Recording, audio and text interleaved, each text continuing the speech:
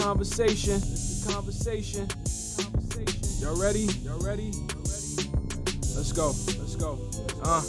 No filter, no restrictions. You about to get my opinion in this purest form. So my words, don't try to spin them. What I said is what I said. And what I said, I meant it. The gloves are off now when I'm coming out swinging. So engage in verbal combat, but you better be ready. Cause this here for me is light work, even if the topic's heavy. I'm ready for it all with no running from nothing. You just take the time to digest what I put in, no rushing. But time is moving, don't waste it. You want the real, come and face it. Come sit and talk to me if you want it straight without a chaser. And it might burn a little when you step on up to taste it. But it's nothing harsh, I promise. Just a little conversation.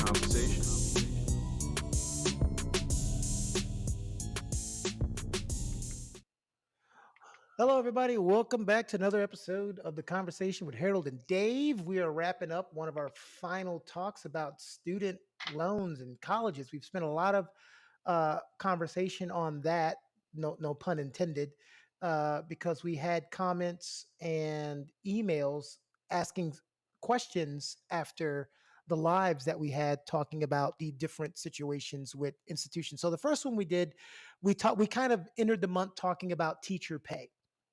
We had a lot of good points about, people going off to college and not bringing that income back to that specific community. Dave touched on that, being from New Jersey, about how people will go to college and they don't return back to that specific area. Then we got into um, financial issues with students, jobs, and all of that. So that sparked a lot of questions, which had us end up doing another episode about it. And one of the statements made that was sent to us as a major current discussion point, the topic of student loans seemed to be something most Americans have an opinion on. Not so much as whether they should exist, but specifically, I think the guests that you have should touch based on points plus anything additional. And one of the first questions they ask are student loans inherently predatory or immoral? So Mm. that's a big conversation because we hear the word loans and we know when you're dealing with regular loans, we know what predatory loans are. So let's kind of start with that basis for those out there who don't know what a predatory loan is like. Well, how would you describe a predatory loan, Dave? I think a predatory loan is aimed at people, and there's usually a couple aspects that make it predatory. That uh, you're aiming for people who are in some way in a bad position, so their circumstance makes them desperate. And so, kind of the salesmanship of the loan is one thing. Another thing is definitely the rates of the loan, what the rate of interest is on it, especially in comparison to what someone could get if they if they went through a normal market or a normal loan. And then there's the question of their information and how much information are there hidden things in there that hey, you sign up at this interest rate, you're late on a payment, the interest rate goes up. I mean, there's all sorts of things that can be hidden in the fine print that will, in the end, uh, make it very difficult to pay back, to ever finish paying off the loan. And one of two things that helps with that, I remember during the Obama administration, before then, credit card companies did not have to put how long it would take to pay your loan off or how long it would take to pay off your credit card. That was never on the bill. And I know that was a thing that was passed during that time when we started to see that pop up on a bill where people could actually see, well, if I pay the minimum, it's going to take me 7 years to pay this off. But if I pay $10 more, it's going to take me three. Now, any genius that looks at that would say, well, I'd like to take 3 years instead of seven. But if you're not educated in that spot, you wouldn't know that. So, Harold, that's the part of it talking about educating loans, not just giving students loans, but who is educating them on these loans and their interest. And there's so many students out there that don't understand. They're like, well, I called and they said I could, what's it called when you move a payment to the end of your loan? Defer. Right. Well, they saved me. They let me defer, but they don't explain to them like, yeah, you deferred that payment, but that interest is still being calculated on that payment as if it was supposed to be paid in this month. How do you feel on the education on loans to students? Well, again, I learned a lot of lessons the hard way. Because again, even in after receiving my bachelor's, when I went on to get my master's and specialist degrees, I would defer my loan payments until I was done with school, not knowing that stuff was accumulating and accruing. And when I got done with the master's, I'm like, wait a minute, I'm still stretched here. What's going on? And before you know it, it ballooned into something that is easily not controllable. I think what the federal government has attempted to do in trying to create various types of programs to assist student loan borrowers is definitely important. But more importantly, we need to look at the original terms of the contract. And I think I hinted to, when public institutions were free or low cost, that's not the case anymore. We've allowed capitalism to creep in, and these companies don't care. And that's why when you look at predatory lending practices, they're going to give you the product that you need, but not the terms to your benefit. And that's what, David alluded to earlier in his response. Those terms aren't favorable. And as we continue to allow it to happen, it puts people in a bad situation, which then cripples them when it comes time to try to elevate their status and move on and be much more productive and do those things that could generate wealth for themselves and their future generations. And I think that goes to what Dave said too, because I know people will say, "Well, did you read the contract? Well, why didn't you understand it before you signed and all that?" And we always say, "Well, what's a predator do? A predator will always find prey in whatever aspect that you're talking about. And if you dangle money in front of people who don't have money, it's easy to say that when you have money, you pay more Exactly. attention." One of the things I wanted to ask about that when you were talking about ballooning. Um, a lot of people don't understand what balloon payments are or when rates switch over and things like that. One of the things that people talked about is why is it so, because it's so much easier to get a loan than it is to get a grant or assistance. The hoops you have to jump through to get tuition assistance or grant money is so much more intense than you just applying for a loan. That's I'm not saying in every case, Dave, because I see your Well, face no, like you're I'm, about to I'm get me also to say. wondering. Well, yeah, of course. On in the one case, you're getting money that you don't have to Mhm. pay back, like a Pell Grant. Yeah, And in the other case, you're getting a loan that you do have to pay back. So there's a very limited supply of money for Pell Grants, but there mhm, is a essentially infinite supply of, because it's the free market, right? yeah, And you're going to go on the market, and if a lot of students want money, there will be people that for the right price will give it to them. And rates go from 5 to 12%. I was just looking at them right now. Get and so there's a wide variation in rates out there, and so it is kind of confusing. Uh, and but I think the big thing is those Pell Grants, those things. You at one level you have to do the FAFSA, right? You do the FAFSA, and then people always have issues with that because it's kind of a complex form. uh, Usually that gets you your Pell Grant or it gets you your loans. Like I had to do that with my daughters, and my wife on, as we went through, and so um, you get less, right? And if you want more stuff, they will have scholarships, and they will have other things that you have to go hunt for. Whereas for the loan people, people will beat a path to your door, and there's websites you can go. I mean, once you get into the loan side of it, it's much more of a buyer's market for you. yeah. So for those of you who have never watched this, what I do is I'll ask questions that every day or some people will ask and they don't know. And sometimes I feel like Dave feels like I'm asking the question and he looks at me like, "You should know this, John." Well, no, I just sometimes find, actually let me go Mhm. to the overarching question we're Yeah. asking. Are Mhm. student loans predatory? I'm like, the fuck? You know, I'm like, there are aspects about them that I do now understand. Yes, there are a lot, but Yeah. at another level, when I think of student loans, at some point, we're not giving someone a loan to buy a car or buy groceries, or where you're going to need them again the next, and now you've got it, now you need groceries, but you also have a debt, Mm. um, like payday loans. And, we're giving Oh. loans for people to go to school. And which leads to, when I looked up the research, because I like, all right, let me look up some, I do try to do my homework.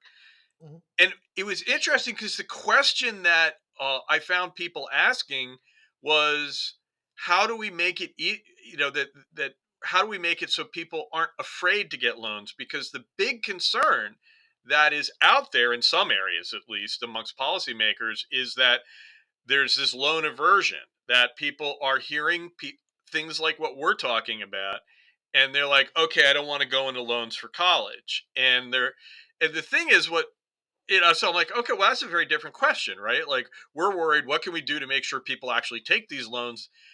And of course, that's reasonable to ask, because, if you don't take out a loan for a new car, you don't get a new car, you drive a beater for a while. You don't take out a loan to get an education, you don't get an education, well, you didn't get an education. And, honestly, every year you delay getting an education, you are losing out on possible earnings, on your career span, Hmm. you know and I used to say, because I've recruited for my university at times, or gone out and give these talks. And I had one person who I was like, well, we need to give, people come in for this talk and to tell them about the program, make sure everyone has an application.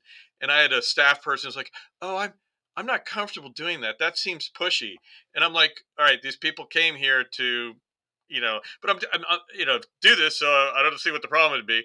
I think they'd expect it. But I also was like, we're not selling timeshares, okay? We're selling education. It's actually good for these folks. And so I don't know that we need to be as apologetic about it. But all of the things that Harold said, and all the premise of the question, though, is because people do get buried in these things. So something really good can go really horrible.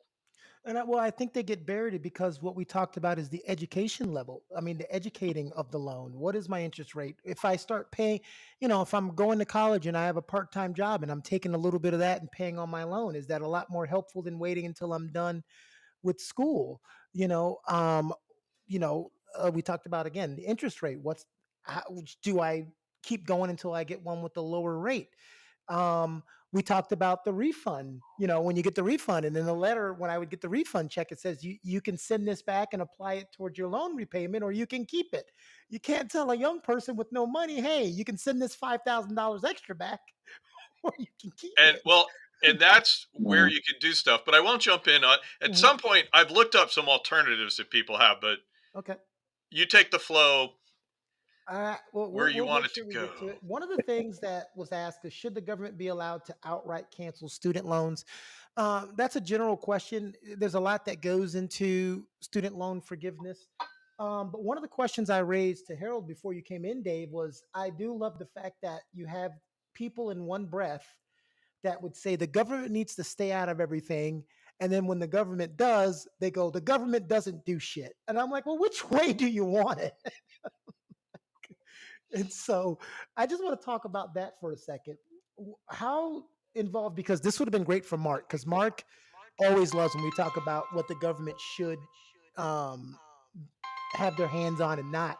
How do you feel about government intervention on student loan? And when does the government usually take an interest in dealing with student loans? Harold, Can you hear me? Can you hear me? uh, can y'all hear me? I can hear you. Go ahead, Dave. I think Harold, when you got a call, I think it messed up your Yeah, audio. I'm Dave, getting a you Oh, little go first, and feedback. we'll get back to you. I'm here. Harold. Oh, There there you he are. is. Oh, okay. All Go, right. Harold. I've been talking too much. Go, Harold. I'm sorry. Yeah, a call came in, and do me a favor, repeat the question real quick, just the question part. I'll do the yeah. He's like, make sure you do the short version, Keone. Um, we talked about it was the question that I posed to you earlier when we talked about how much control should the government have over interventions of student loans, because some people who did not get their student loan forgiveness get very upset when they see other people get their student loans forgiven by the government. So, Hmm. kind of break it down Well, from your I knowledge mean, for you two people of when the government steps in and should they? I also look at the fact that this the previous generation is concerned about the next generation receiving some level of relief. However, the previous generation is not concerned about the level of debt, national debt, the future generation is going to inherit. And it's almost like do how do you can't make it make sense if you're saying, okay, they need to pay their bills and our bills too, because there was a previous generation that amassed all of this debt that we have with our government. So I think, me personally, when we look at government involvement, it has to be strategic and it has to be in the best interest of the country and our economy as a whole. So if we're looking at student loan relief for future generations, I think it would definitely be beneficial, for our economy. Why? Because if we don't find a way to prepare them or position them so that they can help pay down the debt, if it's even a real thing, because it seems like there's no concern or there's no level of urgency to try to pay it down. But I think if until we get to the point to where we're looking to do what's necessary to make sure there's a both sides kind of thing, or full balance or complete balance in our approach, then we're going to continue to having these circular conversations. Is the government doing too much? Is not doing enough? So on and so forth. And there's no way you're going to have everyone feel happy about it at the end of the day. And that's pretty much my position as it relates to that. But I want the government to forgive student loans so that the future generation can then focus on paying down our national debt and making sure our economy is stronger, and they themselves also can be positioned from a wealth building standpoint. And I think that when we look at these student loans, and if the question is forgiveness, right? That is the question, whether we Yeah. should forgive or not. Mhm. Um, and I think you can, and you should be going out there and relief, because I think we should be looking at it from this point of view of, we know that that there were problems with how we did it, right? We know that there are issues, and because there's so many ways you could fix that, right? And I got a couple that I talk about, but the thing is, when you forgive people, look, they've paid, okay, they've been paying, and so it's not that they haven't paid back the money. They have paid back a lot of the money. We should also recognize that the government, when you know, you've got a system, because it goes back to that question I said that people are asking. We're worried about students not accruing debt, not doing this, being afraid to do it because they hear the stories from the millennials about how miserable their life is. And so the thing is that, normally you would be reluctant to forgive a debt because you would create moral hazard, right? If I say, "Oh, you don't have to pay back the money," then a lot of people will take out loans hoping they won't have to pay back the money, right? And so in some cases that's a bad thing. In this case, though, we want people to get educated, right? And because when they become educated, the government makes more money, right? Just you for and more importantly, the economy as a whole makes more money, right? So socially, we benefit from these folks taking out these loans, undertaking to get an education. And so if you forgive debt now, the normal story in a market where that would be a problem, doesn't quite work. And the debt's coming late, and they have paid back some of it. Um, and so I really feel like, yes, the government should be forgiving this stuff left and right at this point.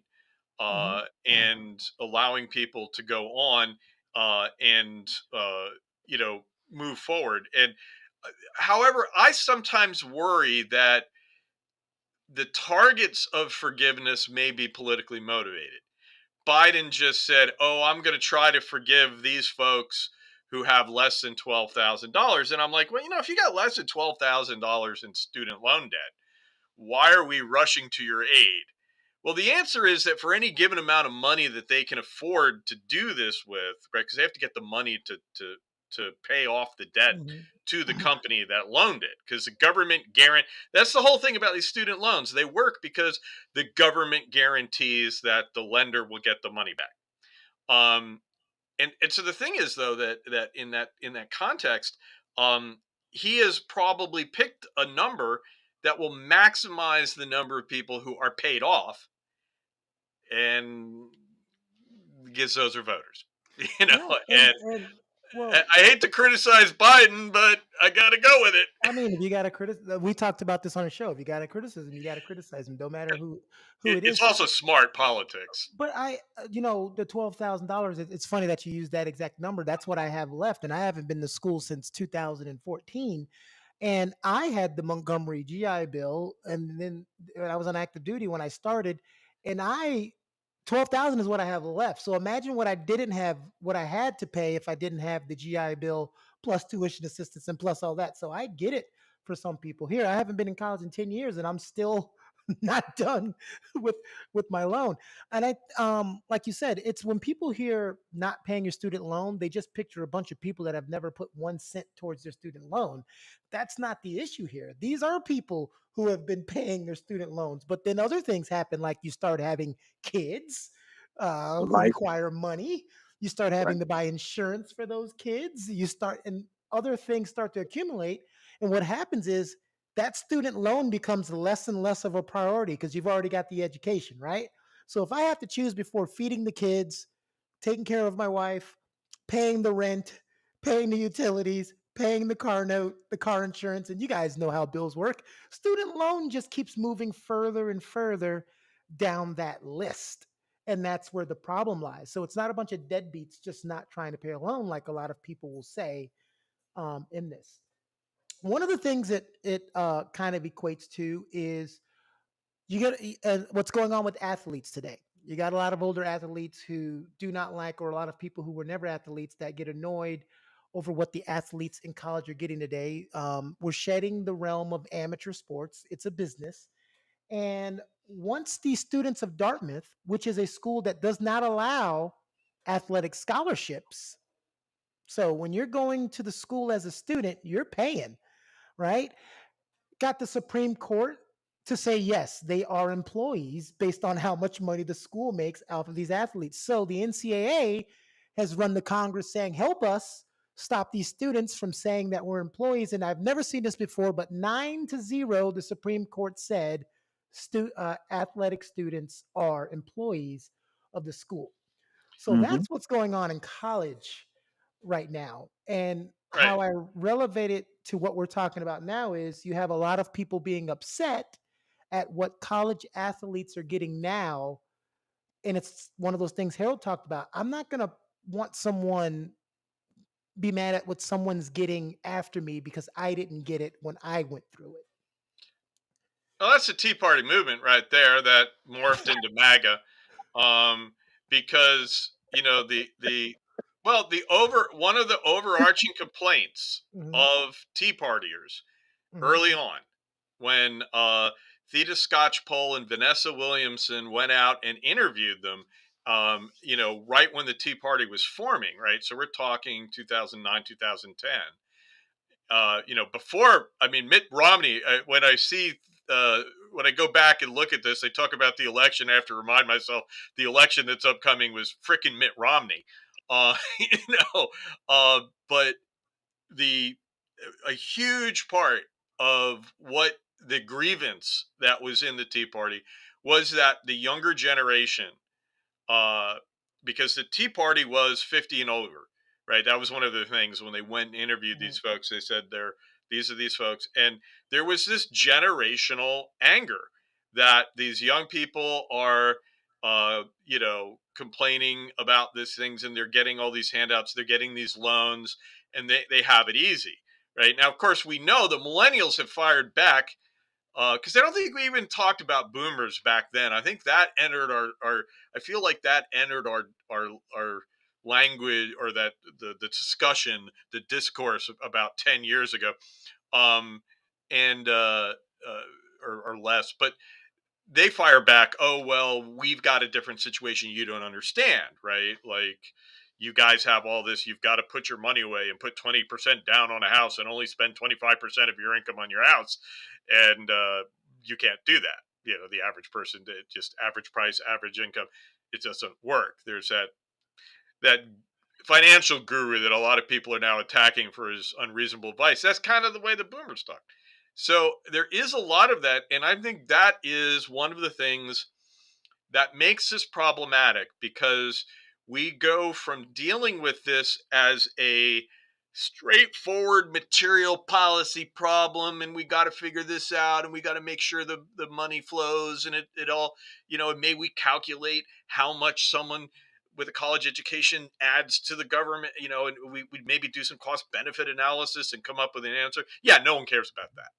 Right. What they want is, to be validated in their position, either side, but, so the whether it's the boomers versus millennials, right? If we're in the middle of that fight, um, it, the key thing though is that when we approach it symbolically, and as a culture war issue, we aren't going to consider all the little pithy suggestions that I looked up today and found, oh, that would be an interesting idea, that could really work. Yeah, none of that's going to play. But I Yeah. think historically, when we look at what's transpired, and going to your question, and I think you were kind of hinting at the NIL Mhm. piece, where you got athletes and their name, image, and likeness being able to receive some level of compensation. We have to now reflect back on Ed O'Bannon, and I don't Well, know if you know him. and I'm sorry. Harold, remember this, because you went to the University of Florida, and when this first came to my attention, because I was thinking like older people, you go to college, you get a scholarship, shut your mouth, and like the guy said, I Right, play football and I can't buy my girlfriend a cheeseburger. You went to Florida, and Tim, they said it. You go into Florida when Tim Tebow was there. There's 9 million number 15 jerseys, and they're flying off the rack. right, So why and that's can't what I he was buy a alluding to. cheeseburger?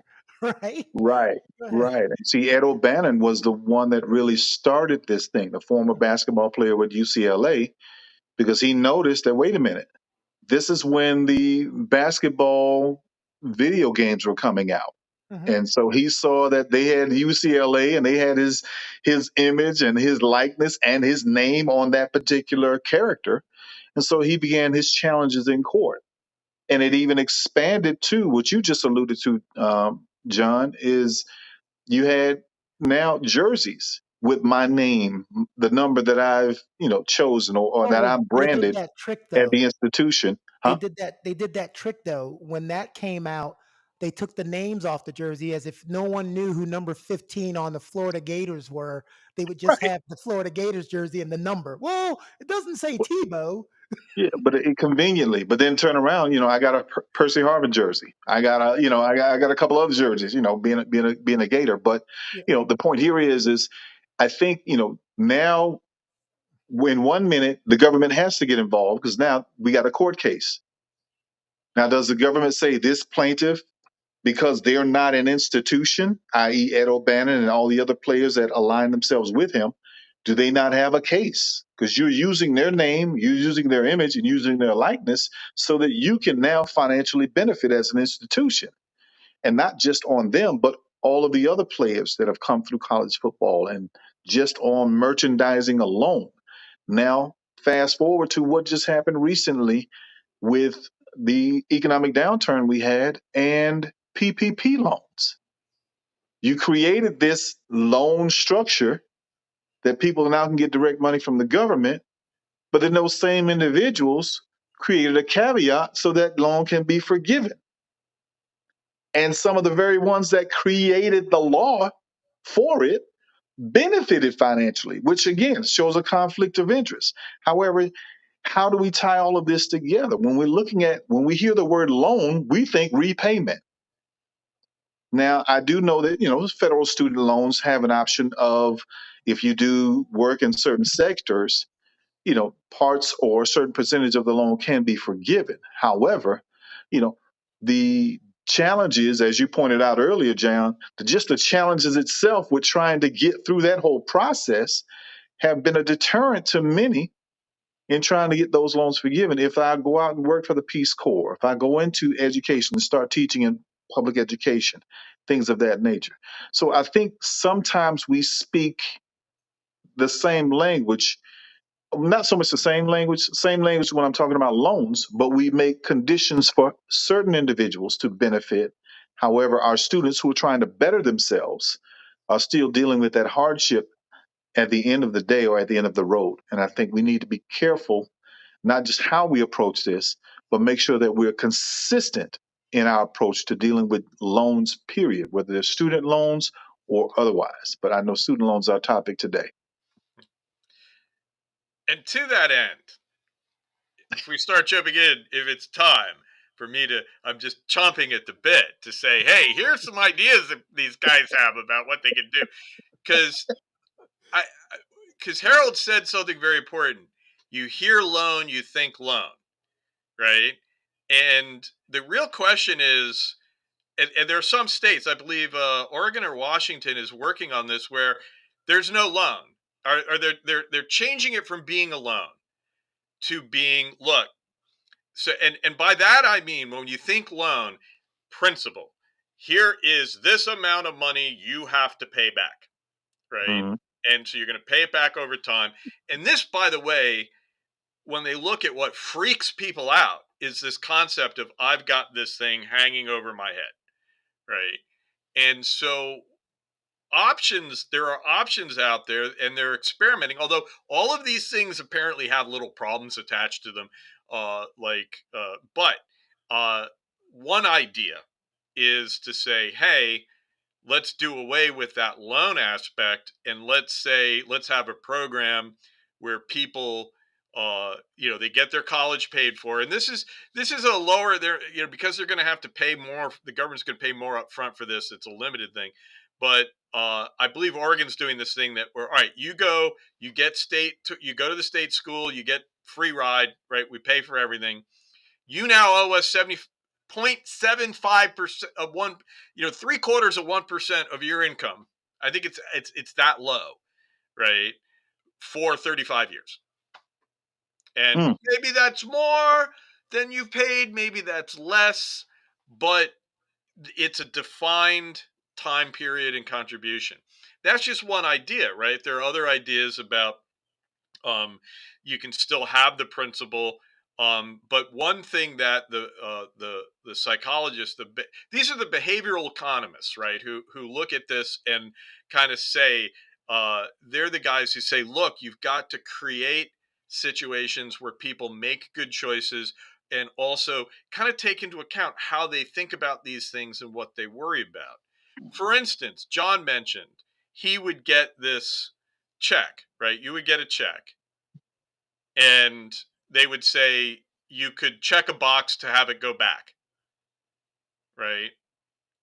Yep, I could check a box and have it returned.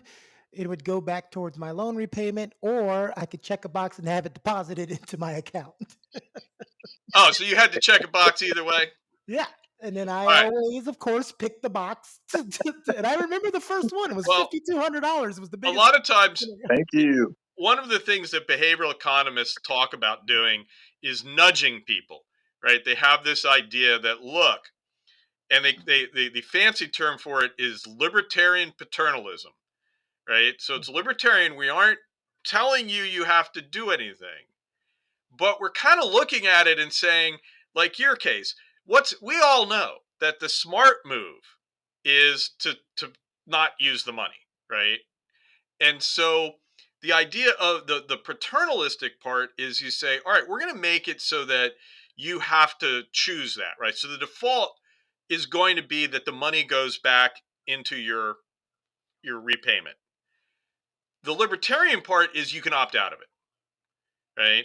And so, in looking at just that one little part, although this isn't the thing that they talk about, but I just Mhm. picking up on it, if you structured that decision so that you just had this little bump, or maybe you don't you don't check the box and get the money all the time, maybe you have to check the box every month, right? And so maybe eventually you say, because you have to do it, you might say, well, let me not take the money this month, right? Or give me some options. Maybe I only want to take 20% of it, maybe just There give me These are the kinds of 1,500. things that they talk about. Yeah. um and apparently, though, there are they look at this thing and they say, look, we should increase the number. There is a program where you pay a percentage of your income, right? That your payment fluctuates with your income. And you have to now demonstrate a need to get into it. And they're like, look, this is, again, from this point of view of how do we, relieve the anxiety and get people to commit to this thing. That is often a great way of doing things because you'll pay more. It means you're going to pay more when you make more. And so their whole thing is like, look, there are too many loan repayment plans. It confuses people. You should get it down to a standard one and this income one. Simplify the things. Give people more information about, if you choose this is what'll happen. If you choose that, that'll what like you said, the credit card company. That's total nudging, right? Where or libertarian paternalism, where you say, hey, you have to tell people what the effects of their choices are because they can't calculate it, Right. right? If you're hurting for money But and you're like, well, darn, my minimum payment, I owed them $80, but if my minimum payment is 25, I'll just give them the 25 and be good. Right. And if you don't know the differences, but Harold was about to say something. Mhm. well, I mean, my issue with student loans is really the interest rate. If you want the truth, why are we paying an interest rate for a student loan if education is not itself, and I feel it should be free. But if you made those loans 0% interest, every payment is knocking down the principal. Well, I mean, So that, if I come upon, again, if you're lending through the government doesn't need to make a profit. The government needs to make at least zero. I mean, you have a zero-based budgeting, accounting process that we use. So why not allow that to move over? See, this is where capitalism comes in, and the focus becomes profit-driven instead of pupil or student-driven. now somebody might say to you, well, what's the point of giving somebody a loan if you don't make any money? But hey, listen, I'm talking Dave knows what these are. AAR loans. When you get an AAR loan, for those of you who don't know, Army Emergency Relief, I've received those time and again when I was in the military. It's a 0% interest loan. You pay them back exactly what they give you, but exactly. based on, but people contribute and they raise money and things like that. So I non-interest loans is a thing that can exist.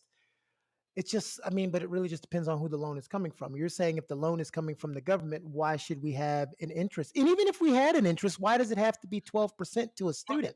Why It can't But, it be but my thing is if the government is insuring these loans for these private entities, why are we doing? You know what I'm saying? It's going to revert back to the government being responsible for it anyway, well, it's the minus private the entity interest. part, right? That we're 5? getting the Yeah. money from and so in order for them to provide the money, you've got to do it. Now, the government's guarantee allows that company to make that choice and probably actually keeps the interest rate lower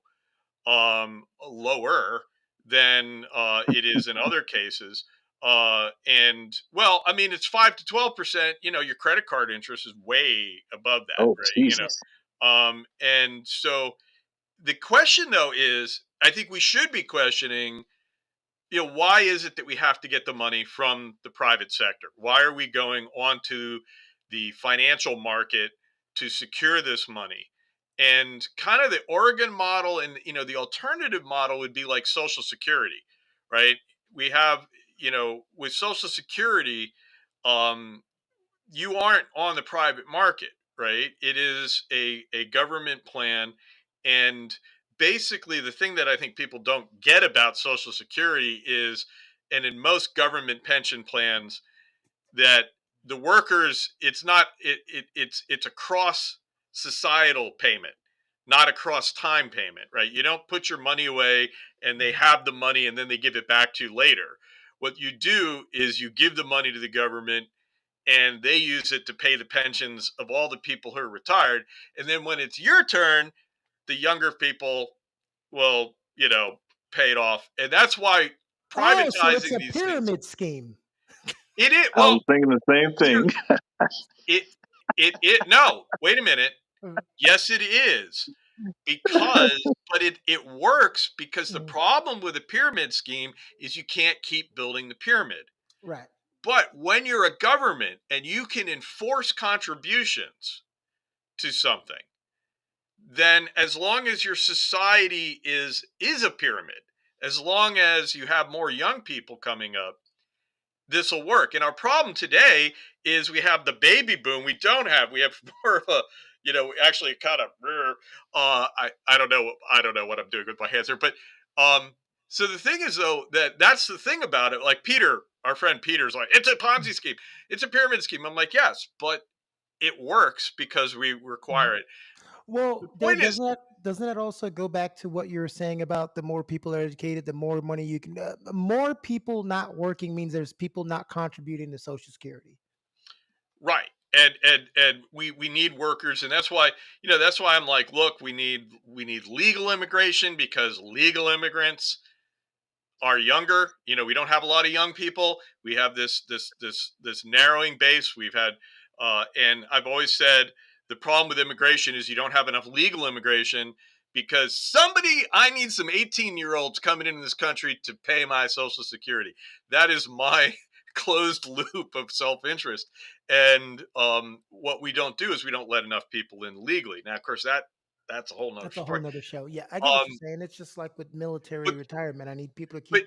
Yeah. that idea that Oregon had, they're calling it pay Mm, it forward, right? So they're saying, look, we're going to give you this money now, and then you're going to pay. And then when you repay the loan, right, we're going to pay for your school now. And then in the future, your payments will go into the fund to pay for other students to go to school, right? So and whether Oregon is exactly doing that or not, or whether that's just the whole but that's how this scheme could work, that you have an upfront cost where the initial people going in, you have to send them to school, and then you say, all right, you're going to be paying back a portion of your income for the next 25 whatever years, and but that money is going to be going in.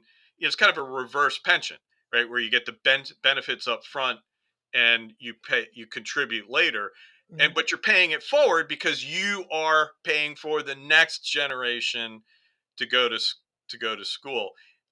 That would, and the reason that I'm jumping on that option, not, I don't know, it might work, man, is that it gets away from what Harold's talking about. There is no interest, right?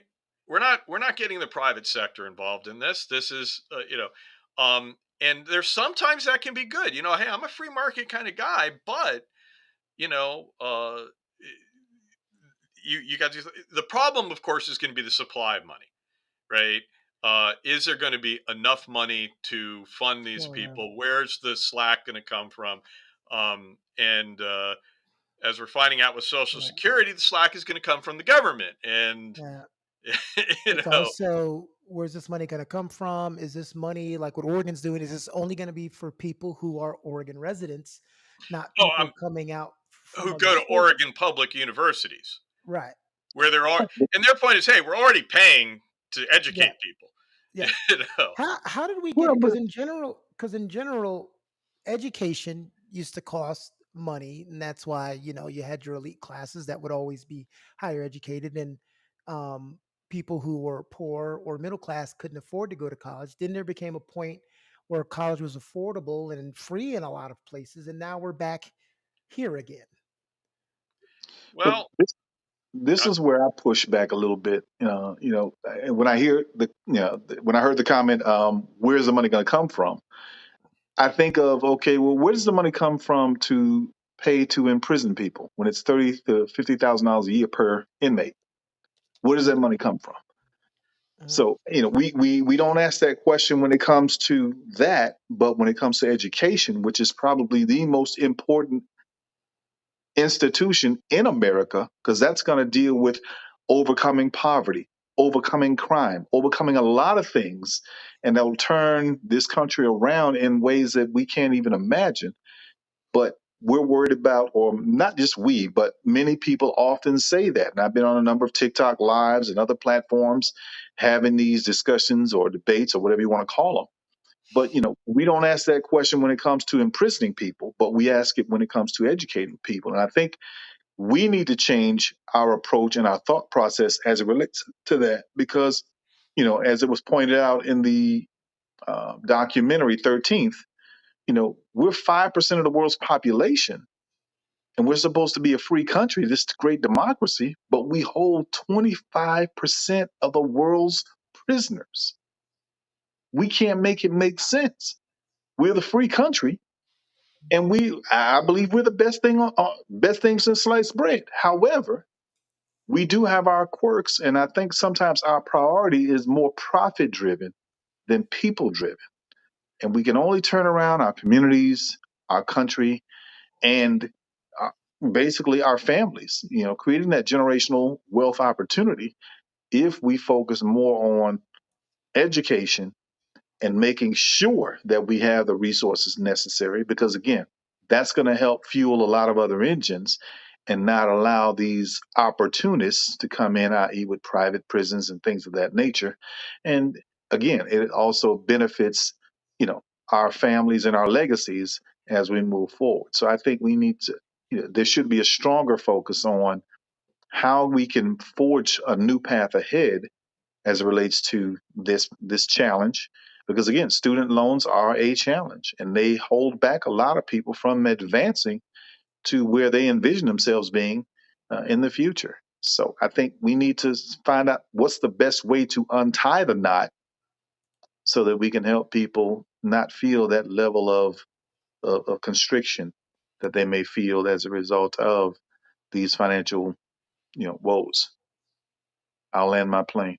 Well, I just feel like Dave was saying earlier, these conversations has because you hear people and people make statements, and I know when you know the opposite, it infuriates you. But what can you do when people say, "Well, I'm not going to college; it's not worth it. All it's going to do is get me in debt," because that's now what everybody's saying.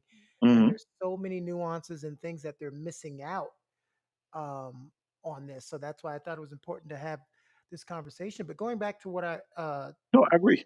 was asking about, the I don't know when, I don't, again, I'm not a historian, I don't know the timelines, but it just seems to me, Oh, the looking at cost.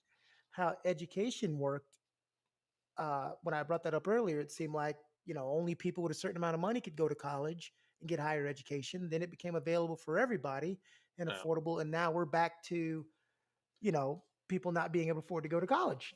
So let Mr. White Privilege, you know, come in on this. And because you mentioned Dartmouth, and I am the first generation in my family to not go to Dartmouth. I am the first Hayes since before the Civil War that didn't go to Dartmouth. I had no idea about your history and family history with Dartmouth. I just picked that college because of what was going No, on no, in that's fine. college Um, sports. the point though is the point I want to make. My father would tell the story that in 1950 something, right, early 50s, my father graduated in 55, right, and so he's in that. He was too young for World War II, and so the thing is, though, he's going to college, and he said that when he went there, the president of Dartmouth talked to them, and besides the infamous "look to your right, look to your left, one of you won't be here" statement, because that's how it used to be back then. He also said to them, he said, "Look, it costs a lot to go to Dartmouth." And whatever that number was, the guy said, "Well, that's about as much as a Chevy Impala. And a year at Dartmouth is going to last you a lot longer than a Chevy Impala." And that was, my father remembered, that was the car. And for a while, the Chevy Impala went away. I think it's gone away again. Um, but the question I have is, when we look at the cost of these things, um, you ask yourself that, right? What is a decent car, right? A Chevy Impala would have been, a not a Cadillac, but it would have been a upper, and 40,000, right? And some are more, some are less, right? We definitely could talk there. So there's that issue. I will say though that you could also say, well, the freaking price of cars also went up too. Um, One thing that is as schools have gotten expensive, right? It ain't because guys like me are getting paid. I'm a professor, and a lot of the studies that have looked at it have seen the administrative costs of universities have skyrocketed, right? So I'm a professor at a state university that we try to keep out of the conversation as much as possible. They're happy about that, but I a college professor, someone at my university is going to make 50 to 70,000 a year. That's where they are. Not bad, but for someone with a PhD, you know, administrators, what do you think they make? Right? You know, and one of the problems we have in higher education that comes along with the student loan program is that we have a lot of bureaucracy, right? We've had a growth of administrative people, and sometimes, not always, I don't want to come off like you know, a Hoover institution kind of free market guy too much, but there's been a lot of growth in that, and that is something that at some point somebody's going to have to look at. When you look at the rising cost of college tuition, there's no greed, right? Because these colleges they don't make a profit. It's more the situation of universities today is more like corporations in the 70s, where you had bloated executive suites, and you had this you had conglomerates, and you had this proliferation of executives, and where a lot of costs were going, and there hasn't been a lot of as the availability of student loans has made it easy for colleges to increase their costs over time, and sometimes has necessitated that they take on extra layers of bureaucracy to comply with requirements to get your student loans, right? And they are many, and they increase over time. And so if we ever start pulling apart that side of things, there is some room in there to come in and say, all right, where is regulation? Where is it needed? Where is it creating bloat?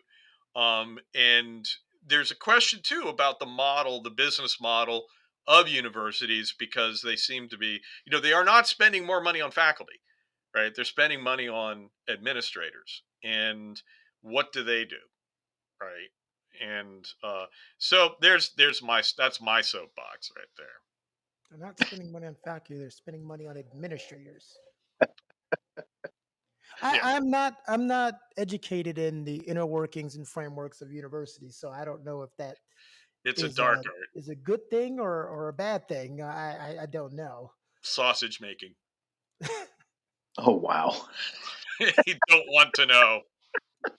No, and honestly, Yeah. almost all of these people are doing a job that is somebody somewhere considers important, and that they consider important in there, but it's unintended consequences would be, what I'm saying is I think what we have going on there.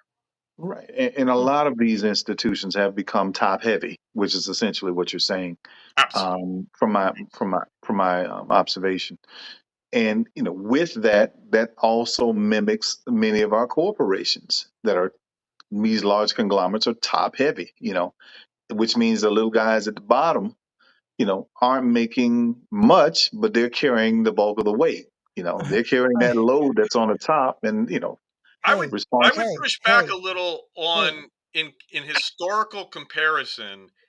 Um, the corporations of the 70s were way more top heavy, um, because the money goes to the people at the top, and the people Yeah. at the top make fantastic amounts of money because today you can pay people Yeah, but lots now of money. they're Back in now the they're day when you had a 90% tax bracket, mhm.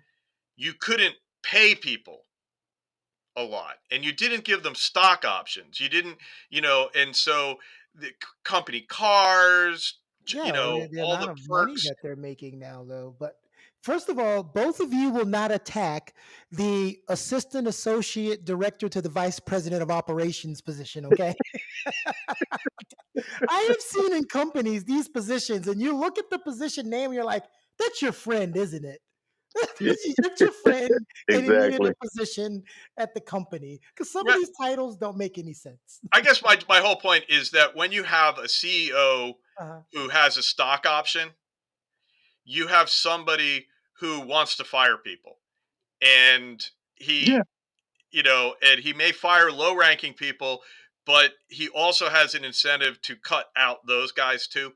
And that is a very different world than it was in the 70s, Yeah, right? And so yeah, yeah. I'm taking this very, and I, because I think the universities are more like the situation in the 70s, which is way more bloated than these guys. Now the money is going way disproportionately more. Fewer people are making more at the top, and Uh-huh. that's where I think they are, in fact, perhaps top heavy. Although I'm not a socialist, so I, What, uh, what, uh, Well, you know, it's not that the last couple of companies I've worked for and been around, and I see when positions are made, and I'm like, what is this? What exactly does this title do? That that's why I made up the associate vice yeah. president of operations to the director of the board. Like what? You you do Scrum what? manager. That's my favorite one now. For what? Scrum manager I in an thought you said agile office thing. It's a title that's been created by a manager, and someone might be, oh, agile's really great. I'm like, well, but I mean, yeah, Scrum manager. I thought you said Trump manager. I Now, was no like, one's got that job rum. apparently. what do you mean no one has that job? Can't be managed. There's Yeah. That's like a hurricane manager. Yeah. Yeah. Well, hey, why don't we just nuke it? Yeah. well, we all know it's election I'm season. sorry. We're drifting. We're drifting. We we are As we do sometimes. especially when we're winding down. We know it's election season because listen, as I get these auto texts of "Hey, John," I always see the preview and I think it's someone I know. They go, "Hey, John," or "Hey, Coyote, you know what's been going on?" And they text you all the political stuff. I always reply with the same thing. Why is this the first time I'm hearing from you? Ah, that's That's funny. what I text back to every political text that Well, comes I through. unfortunately I am engaging in all of that, and I'm starting a new thing, boring AF politics, and I'm going to be talking with some of my colleagues, and Well, but here's I'm calling it boring AF politics because I'm like, all right, today, ice uh, cream cones, ice cream cones. This is what we're arguing about. That that idiot Jesse Waters who wants to tell people how to be a man, and I've probably never seen him in basic training. Uh, right? I just Right. anyone who comes at me like you're not manly, I'm like, so when did you serve? Maybe that's unfair, but yeah. he's complaining that Biden licked an ice cream cone, and he's like, men should not eat ice cream cones in public, and What? this is where Fox is, right? This is what they're going to do. We But shouldn't eat then, hot dogs either, right? so because I'm on the progressive side of TikTok, and um and now and then I get a Trump thing, and I'm like, I don't like that. Please don't give me that anymore. But I've done that. I've made that choice. But now I'm getting all these ice cream things, right? All these pictures of Trump eating ice cream, and I'm like, yes, it's very funny that you know that we have that. But at another level, I'm just like, seriously, dude, we're going to talk about uh, you know 70 and 80-year-old men, whether they're macho because they eat ice cream cones. That is like on several levels stupid. And I Biden, why do I care if he's macho? Why do I care if he's manly? He's not manly. He's 80 when I'm 80. I'm not manly.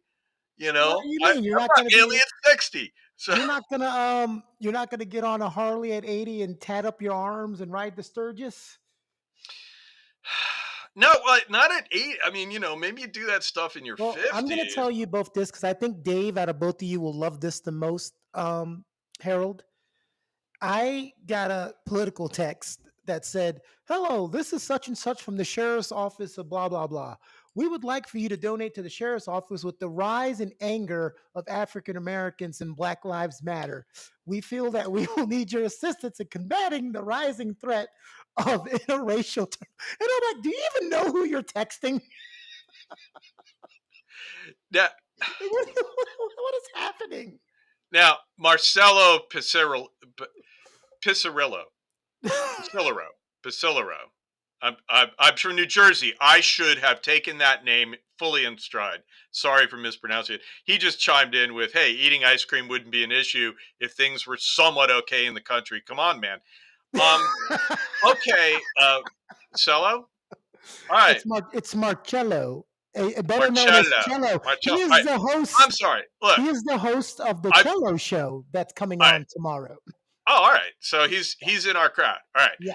Uh, I don't know what he's saying here, but my thing is like, look, it's not even about. I mean, first of all, I always find it, even when Trump used to complain about Obama playing golf, and I'm like, presidents go play golf because they work a lot. Trump went to play golf. Of course, it didn't seem like he worked that much, but even then, I was like, all right, let presidents go play golf. Let's, they can't be 24/7 working. Yeah, Bush played a And lot of I golf. would Yeah. say eating ice cream is a non-diversion from. But the point was, these guys are complaining about whether it's manly to eat an ice cream cone, Hmm. and it's kind of like, and I'm like, my whole thing is, look, yes, it's absurd that Jesse Waters said it. Let it stand on its own. It's absurd that we are taking time to make videos of Trump eating ice cream cones to even engage in it, right? And so that was my thing. So my boring AF politics thing is boring because I'm like, I said, look, this is a perfect example of what we're not going to do. Right? We're not going to talk about this kind of bullducky. We're gonna, try to get into why are we the way we are, and gonna try to do something a little different. Let's wrap. Who cares how much they work if things are getting done? Well, yeah, and the thing is, nothing's getting done because I mean, some things are getting done. Biden Yeah. has done some things, but nothing's getting done because I would argue that we're not interested in doing things. We're interested in taking positions, and we have performative politics going on, and that's more important than getting things done. That Witness the border deal. that's important that you said that because I know a lot of people will like to easily say the government doesn't do anything. Well, it's like, well, it's not. First of all, it's not every sect, every person, every level of the government. But you said we are being more invested in performative politics and taking a side. Even if you don't believe in that side, you'll take that side for taking that side's sake, right? We talked about that a lot too. And if you don't take that side, you're a traitor. you know, you're a Wow. traitor. John McCain got it a lot when he would agree with the opposite side, and he's like, What do you want me to do if they're right? Like, I'm supposed to just, Lie. what do you want me to do? Which is, one of the reasons that helped him lose was, he agreed on things that people didn't want him to agree on. But let's wrap up. With our main topic today of student loans, because this is our last discussion on student loans and teacher pay and all of those things, and kind of give your final thoughts because you guys get a lot of good nuggets on how student loans should be relegated. That's not the right word, but we're going to keep moving. Regulated, there we go, and how we can better educate people on utilizing student loans and the importance of still going to college today and not looking at it as I'm going to have debt after college, so I'm not going, which does not help anybody.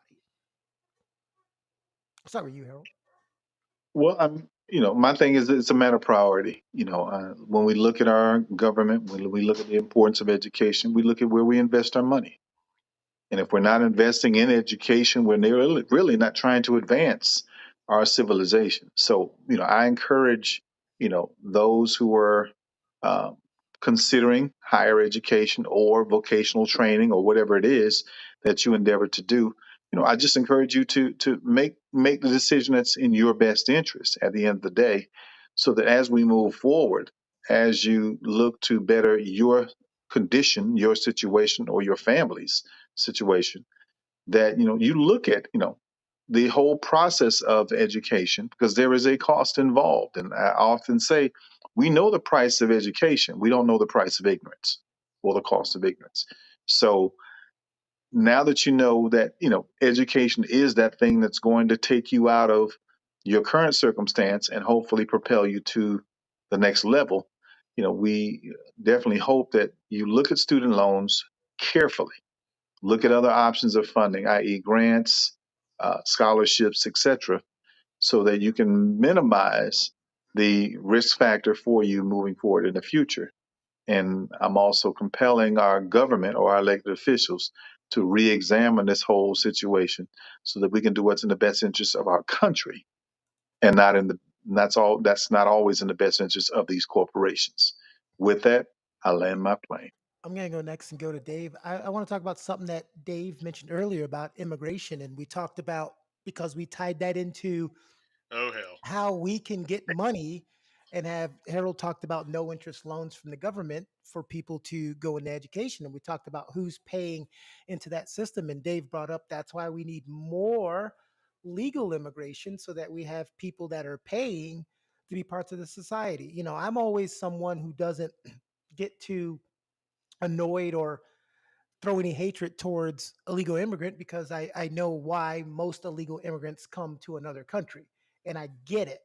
But the fact is, an illegal immigrant working is not paying into the very systems that we're asking to support people on an educational level and things like that. So I am understanding of that part. Dave?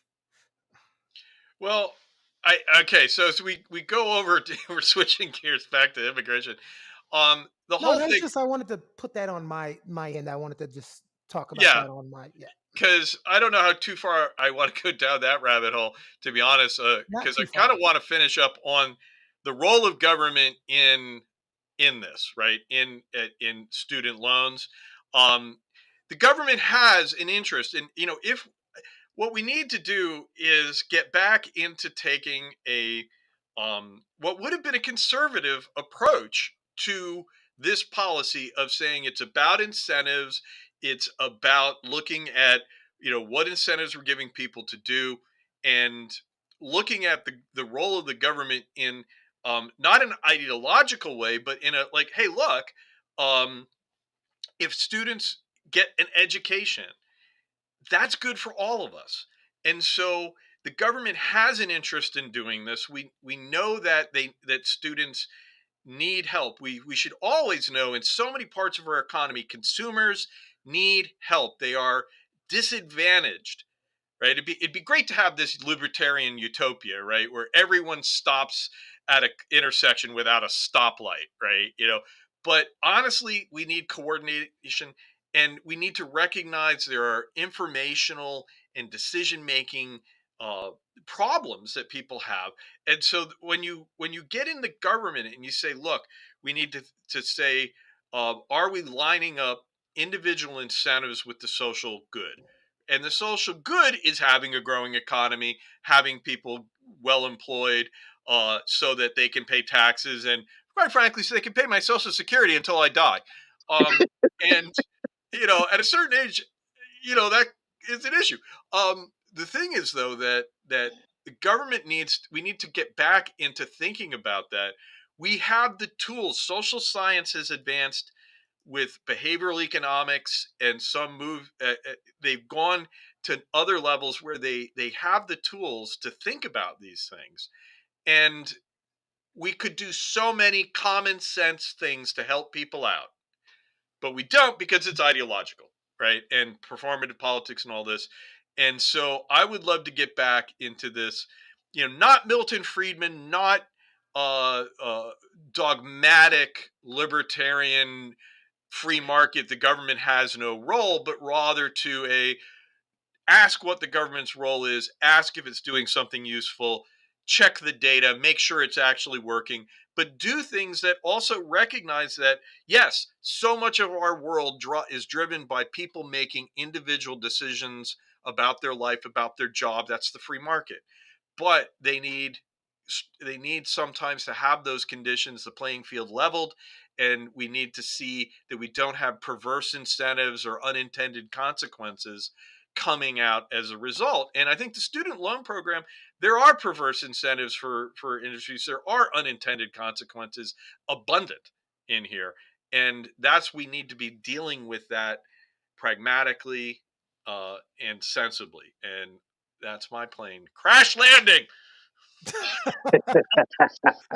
So we're throwing away the ask not what your country can do for you, but what you can do for your country. Let me say this about that. I'm going to go with a I thought guy I who opened up is a can. ideological, dogmatically free market, but Mhm. Milton Friedman said in the Ooh, beginning of Capitalism and Freedom, he said that statement got it wrong on both counts.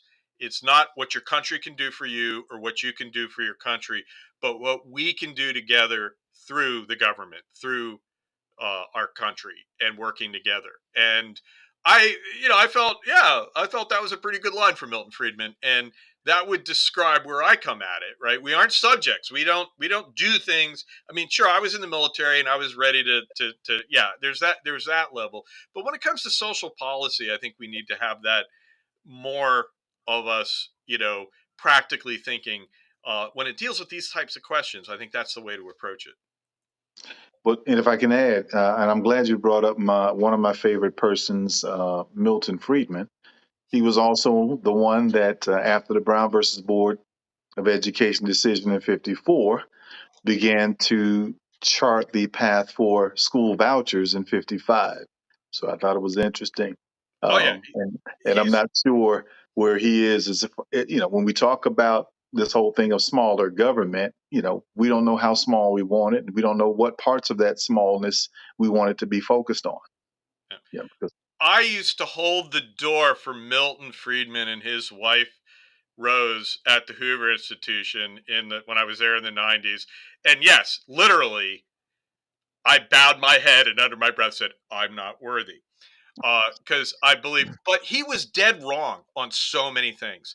I mean, that's the point. That he's the example of someone brilliant who we can learn a lot from, and who we should never discard his ideas and his approach to analysis. But damn, the dude is just totally wrong. He thought that we didn't need to license doctors because a doctor's reputation would proclaim him. He is the quintessential free market libertarian minimalist government.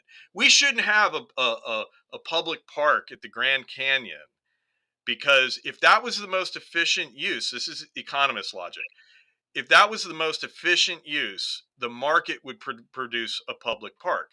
Not thinking that no, if I own that land and I want to make a killing, what I do, I don't create a public park where I could get admission for the next however many years. I sell the land to rich people, right? I sell the right to view the view of the Grand Canyon to a limited number of people in perpetuity, and I get big bank. And and that's the kind of thing that behavioral modern economists do think about. They think about temporal issues, and so we've moved.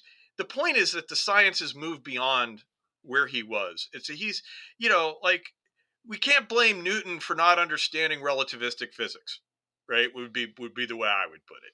And so I don't regret holding the door for Milton Friedman, and his wife was very nice. But at the same time, I don't, damn, think past it a little bit. Would be I held the what door I for what I say to I people. held the door for Milton Berle. All right, guys. So this was a great Welcome, though. conversation today. Normally, the conversation that we just had would happen when we got offline. I'm glad we kept recording and had it on here. But hey, Cello said because Cello does a very great show of living your purpose in life. That's his. It's a motivational show, but he loves to also talk government and politics. So I've invited him to come over here. He said he'd glad to be invited. So next conversation we'll have Cello Hello. and we'll have Oliver North on with us. No, I'm just kidding. Oh my goodness! Wait a minute. Wait a minute. He's got a lot of questions. I got a lot of questions for all I will know. Yes, but can we do it face to face? I need. I don't need. I don't want to Well, be virtual. I want to be I face mean, to face. Harold and Dave, you guys call him Oliver North. I call him Ollie, because we're tight like that. So, I don't uh, call him anything. I haven't thought of him until you said he is a person that does not intrude on my thoughts, I as think of he him should every time not. I hear conversations about crack cocaine and communities and Iran Contra scandal. I only I'm sorry. Did I say that out loud? My bad. Now that's the end of our show.